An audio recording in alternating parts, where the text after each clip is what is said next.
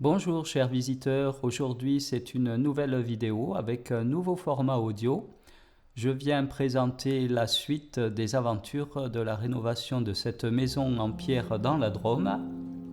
Je remercie toutes les personnes qui sont déjà abonnées à la chaîne et qui suivent les aventures de cette rénovation de maison. Je remercie également toutes les nouvelles personnes qui vont appuyer dès aujourd'hui sur le petit bouton rouge s'abonner de manière à suivre la suite des aventures.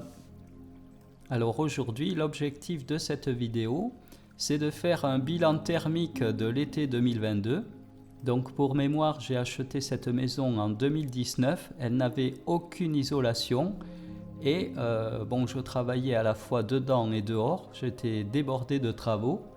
Je n'ai pas fait des relevés de température aussi précis que cette année 2022. C'est pourquoi je ne peux pas avoir de température pour comparer. Cependant, en plein été, il faisait bien frais au rez-de-chaussée. Par contre, à l'étage, c'était totalement intenable. En effet, la toiture était composée de tuiles qui reposaient seulement sur des planches de bois.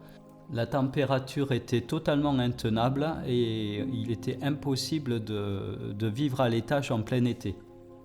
Alors pour ce bilan thermique, bien évidemment, l'été 2022 a failli battre les records de l'été le plus chaud jamais enregistré, qui était l'été 2003 avec une moyenne de température de 22,6 degrés.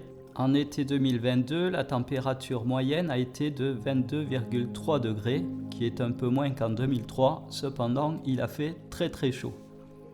Les relevés de température de l'été 2022 permettent d'apprécier la qualité de l'isolation et de pouvoir faire un comparatif avec les étés précédents où il était impossible de vivre à l'étage.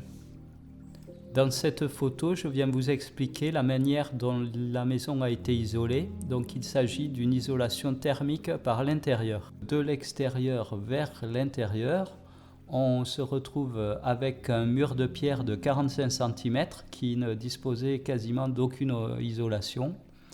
J'ai rajouté une couche de Biofibre Trio de 16,5 cm. Par-dessus, donc, il y a eu une ossature en acier. Par-dessus, on a rajouté un pare-vapeur hydro-réglable, qui se règle en fonction du taux d'humidité dans la pièce. La dernière couche est composée de plaques de plâtre BA13. Les épaisseurs de matériaux sont précises, cependant le schéma n'est pas à l'échelle, bien entendu. Sur cette photo, on peut voir le toit avant l'isolation. Donc j'avais fait sauter des plaques de polystyrène, des morceaux de carton, des calendriers, du grand n'importe quoi. Les personnes précédentes ont essayé de faire une isolation avec les moyens du bord. Bien évidemment, à l'époque, c'était pas les normes d'aujourd'hui. On peut voir au niveau de la flèche là les tuiles entre les petites plaques de bois.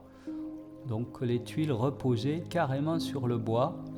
Là aussi on le voit nettement. Il n'y avait donc aucune isolation à part du polystyrène et du carton. Cette photo donc présente le dessous de toit au moment de l'enlèvement des tuiles avant l'enlèvement également de toutes les planches de bois. Ce schéma présente l'isolation de la toiture par l'intérieur. Donc du haut vers le bas, on retrouve donc des tuiles. Sous les tuiles, on a rajouté un pare-pluie qui n'existait pas avant. En dessous du pare-pluie, on retrouve des panneaux de fibres de bois d'une épaisseur de 10 cm avec du top 140. Donc l'objectif, c'est casser la chaleur d'été et empêcher la chaleur du soleil de traverser l'isolation le plus longtemps possible. Pour augmenter la durée de déphasage en été et isolé pour l'hiver, on a rajouté donc du Biofibre Trio en 2 couches croisées de 20 cm plus 8 cm, ce qui fait 28 cm d'isolant supplémentaire souple, l'épaisseur totale d'isolant étant de 38 cm. Le Biofib Trio est intercalé dans une ossature en acier. Par-dessus l'ossature, on a rajouté donc le même pare-vapeur hydro-réglable que dans toutes les pièces sur les murs. Et en finition, des plaques de plâtre de BA13. Je vous laisse prendre connaissance des caractéristiques techniques des panneaux de Top 140 qui ont été placés sous les tuiles.